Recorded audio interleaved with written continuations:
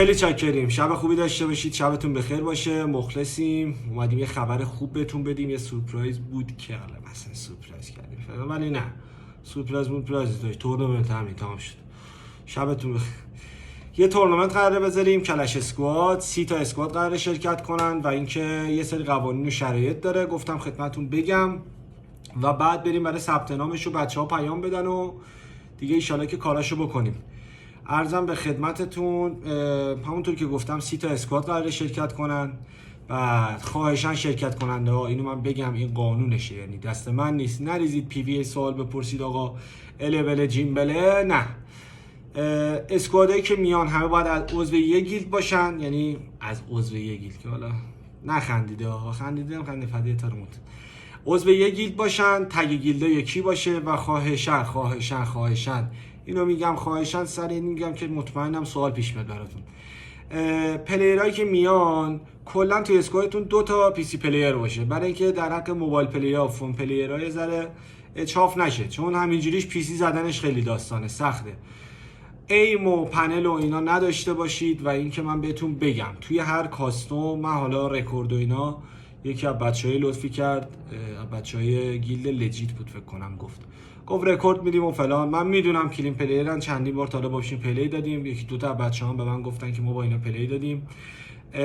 رکورد و اینا که اوکیه، من از یه سری ها ممکنه شک کنم رکورد بگیرم، ولی اینم خدمتتون بگم که من هر کاستومی که میذارم توی این تورنمنت 8 نفر ویوان، هر یک نفر کلا خودش میزنه رو رکورد، از یه نفر کلا فیلم برداری بکنه، یعنی از اول تا آخر بازی تو 4 تا اسکوادی که رو به رو همن، هر کدوم یه نفر از اول تا آخر بازی رو ویوشه، یعنی داره فیلم میگیره.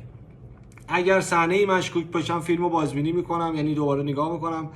میدونی حال نمیکنم اگه بخواد کسی پنل بزنه یا حالت زرنگ بازی انجام بده، چیتی باشه فلان و اینا، تو کتم نمیره، چون بالاخره تو این چند سال خودم هم پلی دادم. همتون همینید، میرین یهو میبینی وای یکی اومده از دیوار رد میشه، یکی میزنه طرف صورتی نشون میده، اصلا حالا صورتی نشون میده که آره دیگه، خلاصه اینجوری.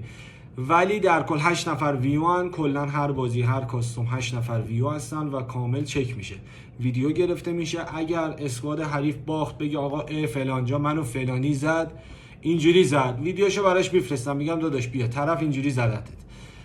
بعد عرضم به خدمتتون گفتم از یک گیلد باشید، تگ گیلد یکی باشه. ویدیو رو که گفتم میگیرن بچه‌ها 8 نفر ویوان دیگه. چجوری بچه‌ها به نظرتون چجوری میشه از زیرش در رفت؟